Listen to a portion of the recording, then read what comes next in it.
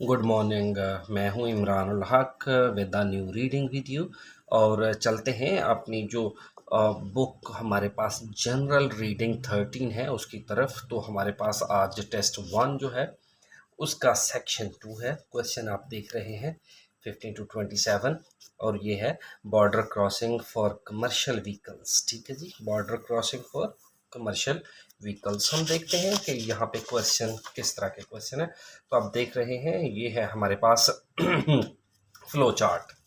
ठीक है, ये देखें फ्लो चार्ट है हमारे पास। चलिए तो हम देखते हैं जी क्या है जी। नो मोर देन 2 वर्ड्स, आपने नो मोर देन 2 वर्ड्स जो हैं वो आपने लिखने हैं। ठीक है जी, हाँ देख लें। प्रोसीजर फॉर बॉर्डर क्रॉसिंग है हमारे पास। बिफोर सेटिंग ऑफ, ये आपके पास क्लू वर्ड है तो हम देखते हैं। ये भी आप देखें PAPS, ये भी क्लू वर्ड्स हैं। ठीक है जी। Before setting off to speed up the border crossing use, border crossing speed up तेज़ी से जाने के लिए तो यूज़ क्या करना है, PAPS आपने यूज़ करना है। फॉर दिस, इसका मतलब इसके लिए सेंड योर, कौन सी डिटेल सेंड करनी है, और करंट व्हीकल इंस्पेक्शन डॉक्यूमेंट।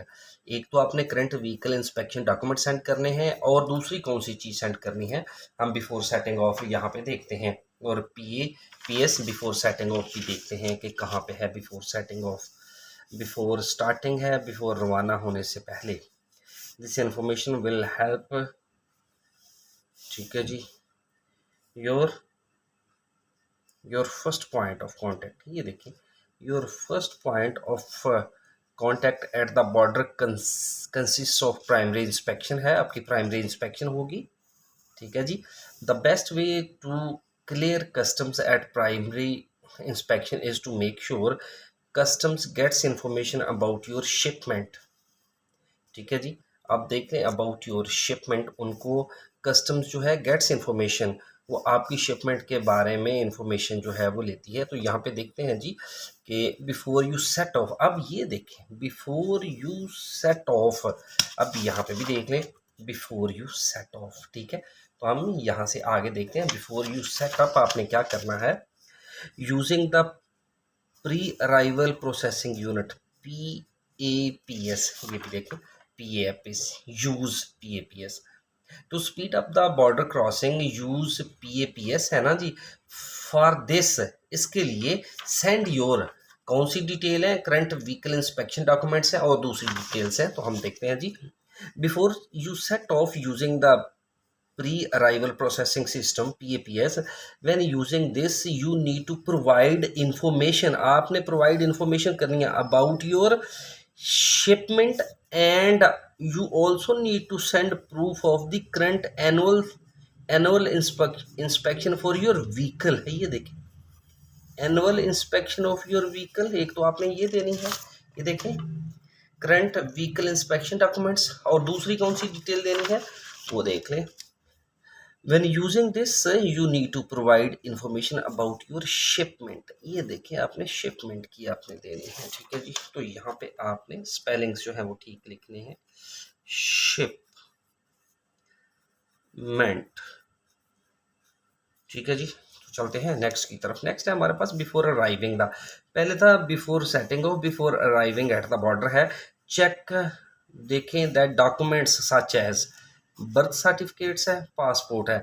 एक तो बर्थ सर्टिफिकेट और पासपोर्ट है, और check that document such as, इनके अलावा भी कोई चीज़ है। ये देखें एंड जो है वो जाहिर करता है। तो हम देखते हैं जी कि बर्थ सर्टिफिकेट के अलावा कौन कौन सी है।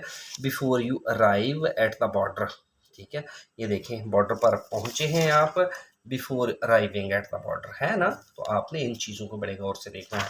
ठीक है, कहता है before you arrive at the border make sure you all have all paper work up to date, आपके पेपर वर्क जो है वो अप टू डेट होने चाहिए, and ready to present at primary inspection, और जहाँ पे प्राइमरी इंस्पेक्शन हो वहाँ पे आप दे सकें। You will need a photo ID, एक तो आपको ये चाहिए फोटो ID, इन एडिशन और मजीद क्या चाहिए, to your birth certificate and passport, ये पासपोर्ट बर्थ सर्टिफिकेट के अलावा फोटो ID चाहिए। तो यहाँ पे भी कहता है देखें बर्थ सर्टिफिकेट पासपोर्ट है तो आपको फोटो ID चाहिए, फोटो ID। ठीक है जी, ये ले। तो नेक्स्ट देख लें हमारे पास मेक श्योर, यकीनी बना लें the are on inside the vehicles, कोई चीज़ है जो व्हीकल के अंदर है। देखते हैं जी कि व्हीकल के अंदर कौन सी चीज़ है। ये देखें inside the vehicle, make sure कर लें। देखते हैं जी, मेक श्योर कर देते हैं कि कौन सी चीज़ जो है व्हीकल के अंदर है। ठीक है, drivers must also turn on interior cab lights. Interior cab lights, अब व्हीकल भी है, इंटीरियर भी है, वो टर्न ऑन कर दे cab lights and open all interior drapes, और अंदरूनी जितने कपड़े हैं और ब्लाइंड्स पर्दे हैं वो भी खोल दें। ठीक है, अब देखते हैं यहाँ पे जी, make sure are on, on means open है, इनसाइड द व्हीकल, व्हीकल के अंदर ओपन है। क्या ओपन है जी, ये देख लें यहाँ पे, driver must, must make sure. ठीक है जी, make sure also turn on, वहाँ पे सिर्फ ऑन लिखा है, यहाँ पे ऑन लिखा है। इंटीरियर अंदरूनी, कैब व्हीकल, यहाँ पे देख लें इनसाइड अंदरूनी है, व्हीकल कैब है, तो इसकी क्या है जी, मेक श्योर द लाइट्स। ठीक है, lights are on inside the vehicle. ठीक है, ये देखें, check that the in the vehicle can be easily be seen. अच्छा, चेक दैट, ये देखें कि व्हीकल के अंदर कोई चीज़ है जो आसानी से दिखाई दे सके, तो कौन सी है जी, वो भी देखते हैं। ठीक है, वो कहता है and open all the interior drapes, और अंदर कोई पर्दे हैं, वो कपड़े हैं या कोई ब्लाइंड्स है, पर्दा है, वो खोल दें। To sleeper areas, sleeper areas के लिए फॉर इजीली इंस्पेक्शन, ताकि आपकी आसानी से इंस्पेक्शन हो सके। तो स्लीपर एरियाज जब आएंगे तो आपने इंटीरियर जो ब्लाइंड्स हैं, कपड़े जो हैं, उनको खोल देना है ताकि आसानी से आपकी इंस्पेक्शन हो सके। चेक दैट द, क्या है जी, sleeper areas in the vehicle can be easily seen. Sleeper areas, ये ले, स्लीपर इंतहाई आसान है, स्लीपर एरियाज जी। तो हम नेक्स्ट देखते हैं, हमारे पास ये देख लें, अब एट द बॉर्डर आ गया। Eight the border primary inspection हो रही, दिस में be the only stop if paper work is in order. No US Canadian citizen must have a visa, must have a visa. Non US Canadian citizen, जो लोग Canadian और American citizen नहीं हैं, उनके पास visa होना चाहिए। And go to the, और वो जाएं कौन से एरिया में जाएं, to complete an I-94 card. देखें जी, ये सारे के सारे जो हैं वो आपके पास क्लूवर्ड्स हैं। I-94 है, ये देखें इंतहाई आसान सा है, ये देखें I-94 है, I-94।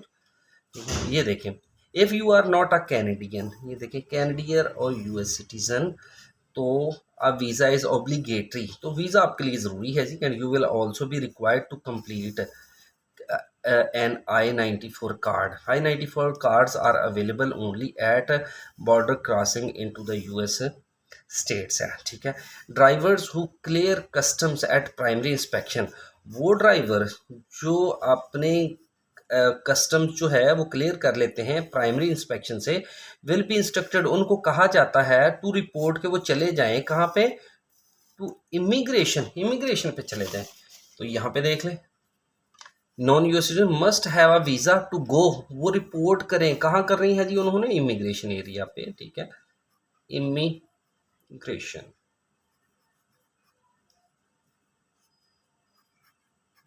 ले इमिग्रेशन एरिया में उन्होंने चले जाना है टू कंप्लीट I-9। ठीक है जी, card there is a small for this, इसके लिए कोई छोटी सी और है, and to receive verbal clearance, और वहाँ से आपको वर्बल क्लियरेंस की भी ज़रूरत पड़ती है। वर्बल क्लियरेंस क्या होती है कि ज़ुबानी कहा दिया जाता है कि आप चले जाएं।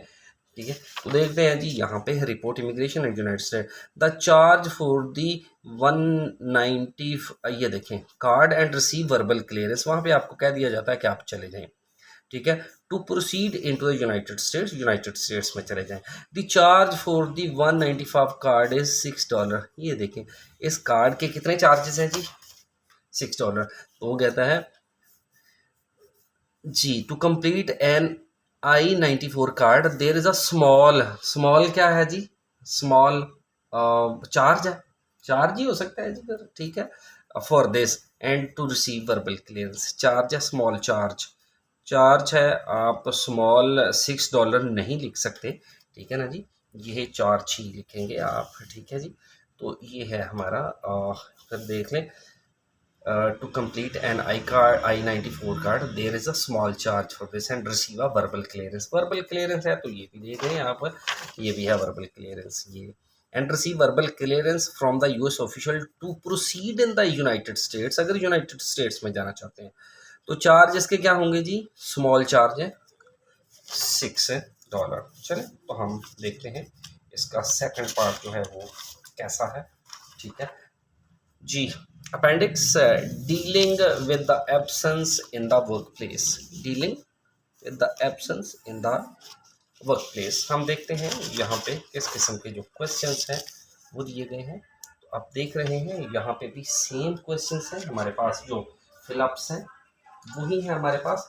तो हम देखेंगे कि यहाँ पे कौन से जो हैं यहाँ पे वर्ड्स आते हैं। हम शुरू करते हैं इसके लिए एब्सेंस। अगर इसकी आप इंस्ट्रक्शंस पढ़ेंगे तो वो कहता है कि वन वर्ड ओनली, तो वन वर्ड ओनली है। क्वेश्चंस है 21 to 27। देखते हैं जी, absence in the work place है हमारे पास।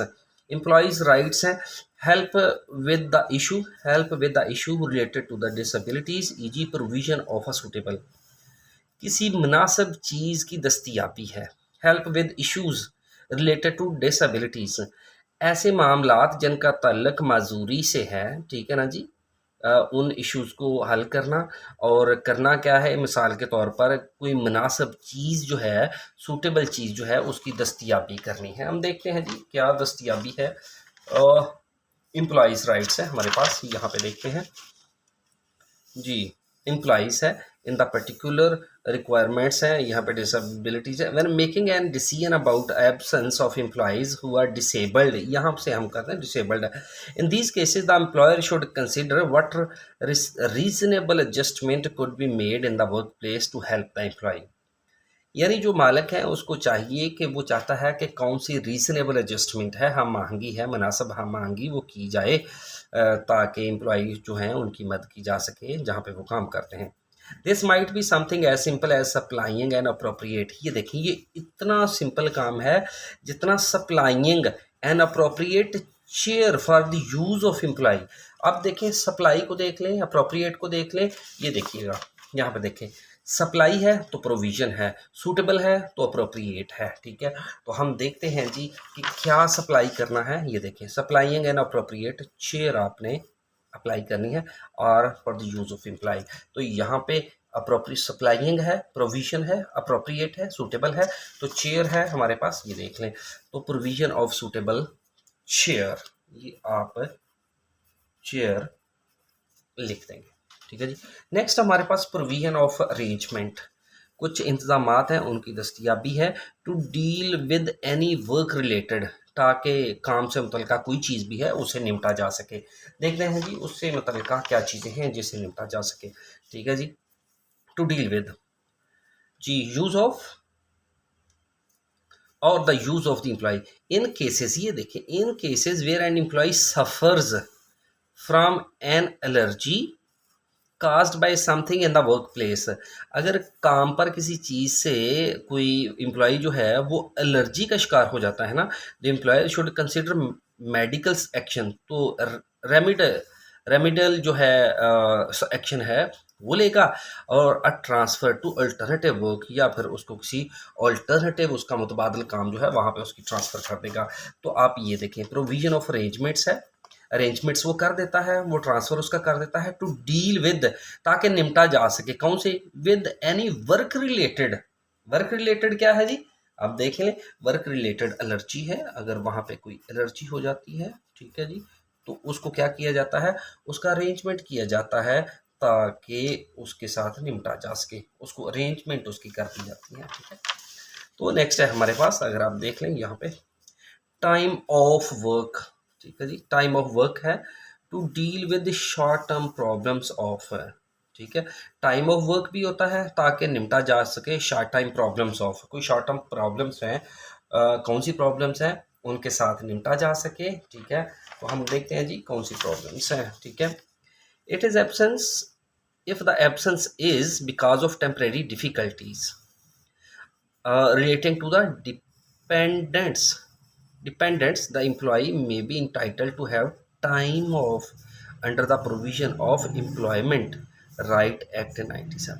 आप देखें, if the absence is because of temporary difficulties, अगर ये जो absence है वो आर्जी मुश्किलात की वजह से है, relating to the जिसका तल्लक होता है डिपेंडेंट्स के साथ, ठीक है जी। The employees may be entitled, तो एम्प्लॉइज जो है उनको ये हक होता है to have a time off, कि वो टाइम ऑफ ले लें under the provision of the employment right act 1996 का जो एम्प्लॉयमेंट राइट एक्ट है उसके मुताबिक, ठीक है जी। तो डिफ़िकल्टीज़ हैं रिलेटेड टू द किससे हैं, तो ये देखें, time off work to deal with short term problems of, to deal with relating to short terms problem of dependents, ठीक है जी। देख लें, डिपेंडेंट्स,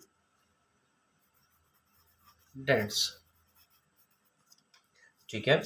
अब देख लें यहाँ पे, ये देखें वो क्या कहता है, शॉर्ट टर्म प्रॉब्लम्स ऑफ किसकी हैं, तो यहाँ पे देख लें शॉर्ट टर्म्स है तो टेम्परेरी है, प्रॉब्लम्स हैं तो डिफ़िकल्ट है, डील विद है तो रिलेटिंग टू है, तो ये देख लें डिपेंडेंट आ रहा है, ठीक है। नेक्स्ट है हमारे पास पॉसिबिलिटी ऑफ अरेंजमेंट। यहाँ पे पॉसिबिलिटी ऑफ अरेंजमेंट है दैट आर, वो क्या है, to help with domestic responsibilities. देख रहे हैं जी, डोमेस्टिक रिस्पॉन्सिबिलिटीज़ है, पॉसिबिलिटी ऑफ अरेंजमेंट्स, कोई इंतजाम है उनका मकान है, वो कौन से इंतजाम हैं, दैट आर, वो इंतजाम हैं और वो क्या करते हैं, to help with domestic responsibilities, जो घरेलू जिम्मेदारियों में भी मदद करते हैं। हम देखते हैं जी वो कौन सी है हमारे पास, ये देख लें, in case where the employee has difficulty managing both work and at home responsibilities. ये देखिएगा, both work and home responsibilities, यहाँ पे अगर देखें वर्क एंड होम रिस्पॉन्सिबिलिटी, तो ये देखें डोमेस्टिक रिस्पॉन्सिबिलिटीज, ठीक है ना। तो ये चीज़ें जो है वो आपने ज़रूर याद रखनी है। अगर आपको ये इतना आइडिया हो जाएगा तो फिर ये प्रॉब्लम नहीं हो सकती। तो फिर देखते हैं जी, कहता है इन केसेस, अगर किसी सूरत में where the employees have difficulty managing both work and home responsibility, अगर जो काम करने वाला है उसको मुश्किल पेश आती हैं काम के दौरान और घरेलू जिम्मेदारियों के दौरान, तो क्या करना है, employees have the right to request flexible ways. तो एम्प्लॉइज़ जो है उसका ये हक है कि वो रिक्वेस्ट करे क्या, फ्लेक्सिबल वेज, थोड़ी सी रायत वाले अंदाज ऑफ वर्किंग ना, काम करने की जो उसका है ना तरीके हैं वो थोड़े से फ्लेक्सिबल हो जाएं, थोड़े से आसान हो जाएं, सच एज जॉब शेयरिंग हो जाए, employers must have a good business reason for reciting. तो हम देखते हैं यहाँ पे वो कहता है possibility of arrangement that are, possibility of arrangements, अगर अरेंजमेंट्स काम के इंतजामात का कोई इम्कान होना, कौन किस तरह के हों जी, वो फ्लेक्सिबल हों, फ्लेक्सिबल हों, ठीक है जी। तो ये क्या करेंगे, to help with domestic responsibility, तो इस तरह उसकी जो डोमेस्टिक रिस्पॉन्सिबिलिटी है उसमें भी मदद मिलेगी। अब ये देख लें यहाँ पे रिस्पॉन्सिबिलिटीज़ हैं और ये देखें मैनेजिंग है, where the employee has difficulty manage both work at home and responsibility, अगर एम्प्लॉय जो है उसको मुश्किल पेश आती है घर का काम करने में और ऑफिस का काम करने में, मैनेजमेंट में प्रॉब्लम आ रही है, employees have the right to request, तो वो उसके पास राइट होता है कि वो रिक्वेस्ट करे कि उसको फ्लेक्सिबिलिटी दी जाए, रायत दी जाए काम करने के अंदाज में, ठीक है। तो यहाँ पे भी वही है, पॉसिबिलिटी हो अरेंजमेंट्स की कि उसके लिए कोई काम है, उनकी जो अरेंजमेंट्स हैं उसका इम्कान हो ताकि ये काम जो है वो फ्लेक्सिबल हों, ताकि वो घरेलू जो है काम उसमें उसकी मदद हो सके, ठीक है। नेक्स्ट है हमारे पास, देखें make it clear that absence is possible reason for, absence is possible reason for, कि ये जो एब्सेंस है, गैर हाज़िरी है, वो मुमकिन वजह हो सकती है, किस चीज़ की वजह हो सकती है, हम देखते हैं जी किस चीज़ की वजह हो सकती है।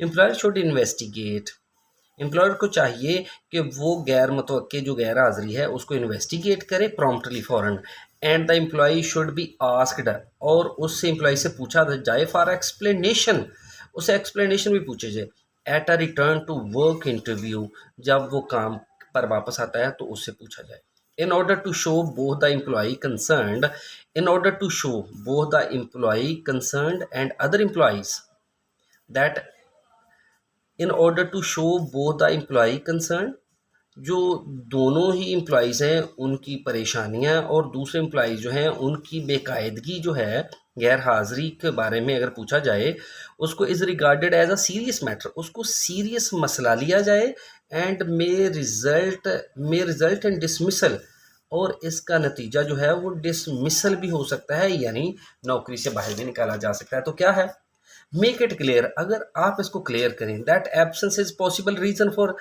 तो अगर एब्सेंस होती है तो उसकी मुमकिन वजह क्या हो सकती है, डिसमिसल भी हो सकता है, डिसमिसल भी हो सकता है, MISS यार, ये डिसमिसल भी हो सकता है, उसको नौकरी से खारिज भी किया जा सकता है। फिर देखते हैं, मेक इट क्लियर कर लें, इन्वेस्टिगेट कर लें, absence is a possible reason, जो गैर हाजिरी है वो एक मुमकिन वजह हो सकती है डिसमिसल का। तो ये भी देख लें, यहाँ पे वो कहता है कि आप in order to show both the employees concern and other employees, और दूसरी एक वो और दूसरे एम्प्लॉयज़ जो हैं उनका कंसर्न देखें कि absence is regarded as a serious matter, कि ये जो एब्सेंस है इसको संजीदा मसला लिया जाता है, एंड में रिजल्ट इन डिसमिसल, और इसका जो नतीजा क्या हो सकता है, डिसमिसल हो सकता है। ठीक है, तो एम्प्लॉयर्स शुड इन्वेस्टिगेट, ठीक है जी, मेक श्योर कर लें promptly, employee should be asked for an explanation, तो उससे एक्सप्लेनेशन जो है वो की जाए, make it clear that absence is a possible reason for, जी, ask employees for consent before contacting their, आप जो आपके मुलाजम हैं उनकी रजामंदी पूछ लें किसी से कांटेक्ट करने से पहले, आप अपने एम्प्लॉयज़ जो हैं उनकी जो ख्वाहिश है वो पूछ लें। ठीक है, तो देखते हैं जी किससे पूछना है जी। records, it is very important that persistent absence is dealt with firmly and consistently, कि बहुत ज़्यादा अगर एब्सेंस है तो अच्छी तरह से पूछें, फर्मली पूछें। Records showing lateness and the duration of an explanation for all spells of absence should be kept. अगर records हैं लेट आने के, ठीक है ना जी, जो explanation दी गई हैं उसका record जो है for all spell of absence should be kept, वो पास रखा होना चाहिए to help monitor levels of absence और lateness, ताकि पता हो कि कितनी absence है कितनी lateness है। If the employer wishes to contact, ये देखें, wishes to contact the employer's doctor, किसके साथ जी कॉन्टैक्ट करना है, wishes employee's doctor for more information about a medical condition. ठीक है जी, अगर एम्प्लॉयर जो है वो चाहता है कि वो अपने जो मुलाजम है उसके डॉक्टर के साथ कांटेक्ट करे मोर इन्फॉर्मेशन के लिए, उसकी मेडिकल कंडीशन चेक करने के लिए, he or she must notify the employee in writing that they intend to make such an application, तो क्या करना है, ही उसको पहले नोटिफाई करना होगा एम्प्लॉय को लिख कर कि वो चाहते हैं, they intend to make such an application and they must secure the employees consent, ये देखें इन राइटिंग, और वो कॉन्सेंट लेना चाहते हैं, वो उसकी ख्वाहिश लेना चाहते हैं, एम्प्लॉयज़ की लेना चाहते हैं, तो उससे कॉन्टैक्ट एम्प्लॉयर ने किसके साथ करना है जी, डॉक्टर के साथ करना है। देखते हैं, ठीक है, ask employees for consent before contacted the doctor। Next है हमारे पास identify employees affected by and provide support. ये देखें इंतहाई आसान से तरीके के साथ उसने बनाया हुआ है, आइडेंटिफाई एम्प्लॉयज अफेक्टेड बाय, किस चीज़ से अफेक्टेड हैं वो भी हम देखते हैं जी। ठीक है, अब देखते हैं यहाँ से, consideration should be given to introducing measures to help employees regardless of status or seniority who may be suffering, ये देखें, who may be suffering affected from stress। अब देखें, the aim should be to identify employees affected and encourage themselves to seek help and treatment। ये देखें, seek help है, provide support है। ठीक है, identify उसने वैसे ही दिया हुआ है, तो identify employees affected by, शिनाख्त करें, देखें कि एम्प्लॉयज़ जो है मुलाजम है वो अफेक्टेड हुए हैं, किससे अफेक्टेड हुए हैं, तो ये देखें ज़रा, who may be suffering from stress. ठीक है, regardless of status of seniority, आप ना स्टेटस देखें ना सीनियरिटी देखें, who may be suffering from stress, वो हो सकता है दबाव का शिकार हो। ठीक है, the aim should be to identify employees affected तो मकसद ये होना चाहिए कि एम्प्लॉइज़ जिससे मुतासर हुआ है उसकी शिनाख्त की जाए एंड इनकरेज देम, और उनकी हौसला अफजाई की जा सके to seek help and treatment, ताकि वो मदद तलाश करें और इलाज करवाएं। तो वो सफ़र अफेक्टेड किससे हैं जी? वो स्ट्रेस से अफेक्टेड हैं। तो ये लें, अफेक्टेड बाय स्ट्रेस। ठीक है जी। तो ये था हमारे पास आज जो हमने किया है, बॉर्डर क्रॉसिंग है। ठीक है जी, बॉर्डर क्रॉसिंग था हमारे पास। और सेकंड है dealing with absence at work, dealing at absence, ये है हमारे पास, आप देख रहे हैं dealing with absence in work place है। और दूसरा था हमारे पास बॉर्डर क्रॉसिंग फॉर व्हीकल्स, ये था बॉर्डर क्रॉसिंग फॉर व्हीकल्स। तो वो मिलते हैं अपनी नेक्स्ट वीडियो में। अपना बहुत सारा ख्याल रखिएगा। अल्लाह हाफिज़।